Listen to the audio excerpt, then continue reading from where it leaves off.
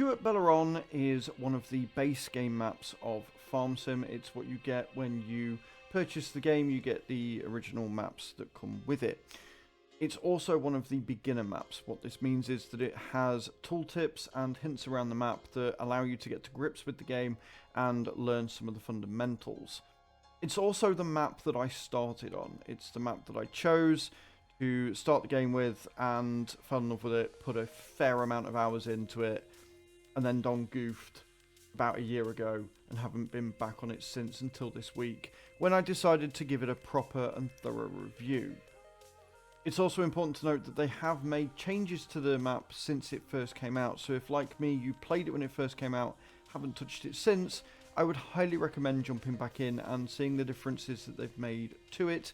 They've added a few extra bits and moved some of the placement of the buildings around and stuff, and overall just really improved it. In case you can't tell, I've got a lot of love for this map. I think it was probably my favourite until I actually started playing Calmston.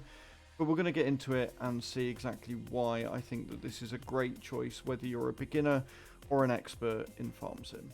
So this is the map. As you can see, it's not as big as, say, Court Farms. It's got a lot of like forest area and stuff around here that you can't actually get to. But the base map itself is obviously a decent size with a good mixture of different field types. So you've got some small, you've got this one here, 26, which is quite big.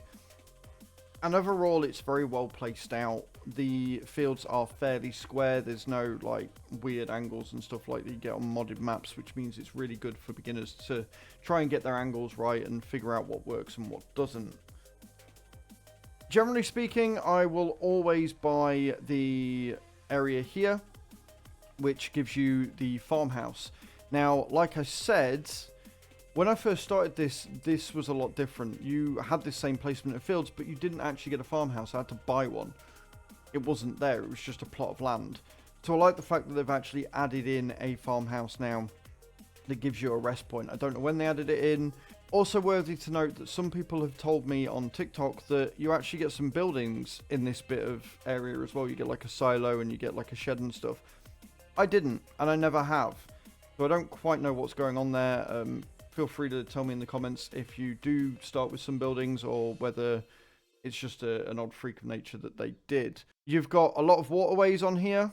Court Farms, take note. This is what a river looks like. Makes it very easy to tell there's a river there. You've got a lake in the middle here as well. You've got a lot of access points for water if you did want to start a animal farm and turn one of these fields into that. And prices of the map aren't too bad either. Like this area here, this one's only worth 80 grand, and this bit here is 148, and you've got 112, 141, and 146. So if you wanted to start here and spread out, you've got some really nice bits of land here as well. They come with a decent amount of grassland as well, so if you wanted to do some baling. Over here tends to be your grass fields, and this is where they've made a lot of the changes.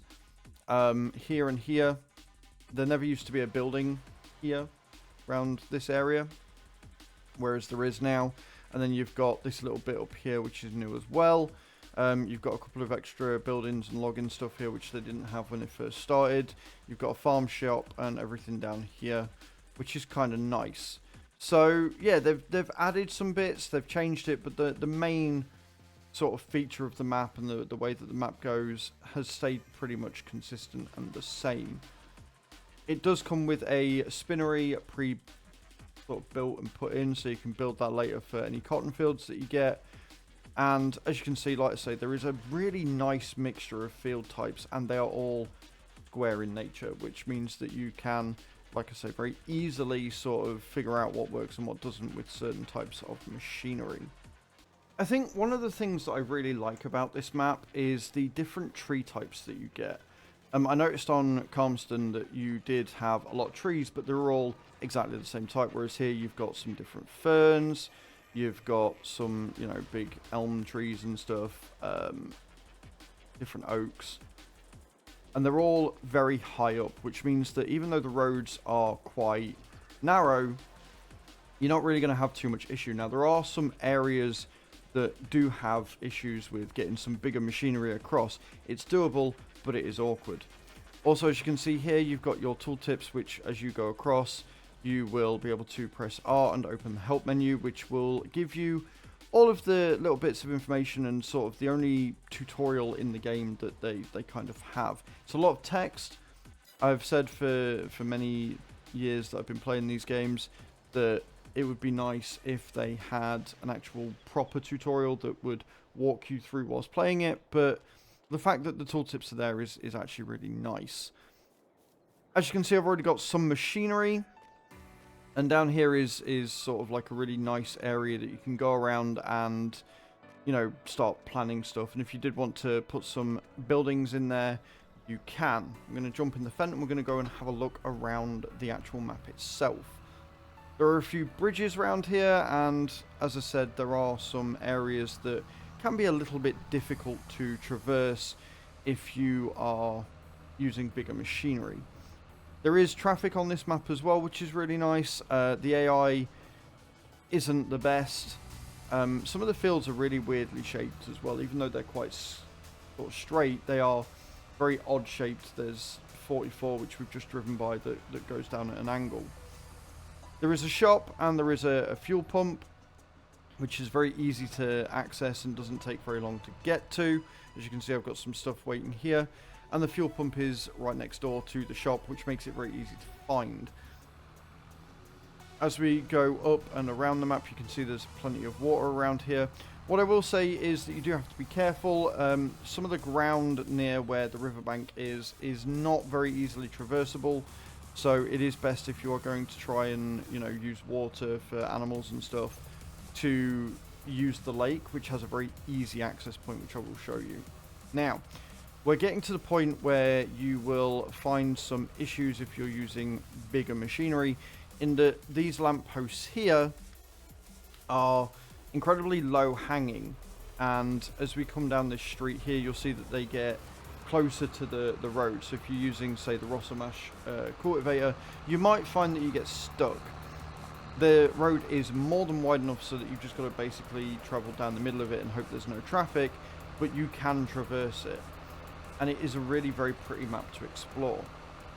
They also have a train, which you can jump on and travel the map and take it to Marianess. I think I've said that right, which is one of the sell points. And generally speaking, that does have a large selling bonus. Like, it costs you a little bit of money to rent the train, but you do get a really nice sort of bonus with it. As we approach the lake down here, you can see that there is a few more selling points and a few more production lines that you can buy later on. Again, because it's on the map, it saves you having to build it and deal with sort of land surfacing and landscaping and stuff. As we get to the lake down here, you can see that there are plenty of low-hanging areas that are not too difficult to get to, and you're going to be able to reverse in quite easily with any water trailers that you may have. Obviously, don't go too close to the water because you will lose your stuff. Overall, it's a very easy, accessible map. It looks incredible. It's very, very pretty. For a base game map, I'm incredibly impressed, and with the size of the fields and the range of contracts that you can get, it is very, very impressive. Again, if you are new to the game, it's perfect because it's got the tooltips and it's got plenty of sort of easy fields to cultivate, ranging from very small to rather large. At the same time, if you're a more experienced player, you can really get into the crux of it. You can get some of the bigger fields early on. You can, you know, take advantage of the fact that there is a spinnery and that there are plenty of fields that you could quite happily have as a field, and yet still manage to have a animal pen next to it as well. So yeah, really, really highly recommend this map. It is a lot of fun to play.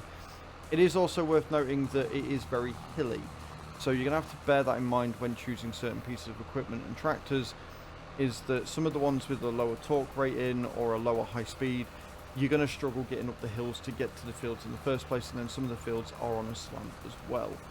A little bit of skill and choosing equipment that is better suited to that will stop you from having a really bad time. Let me know in the comments down below if you've played Haut Beyleron. Let me know in the comments down below if you agree or disagree with any of the things that I've said here. and let me know how you find the map if you have played on it. Thank you very much for watching, and I hope to see you all next time. Ciao, ciao.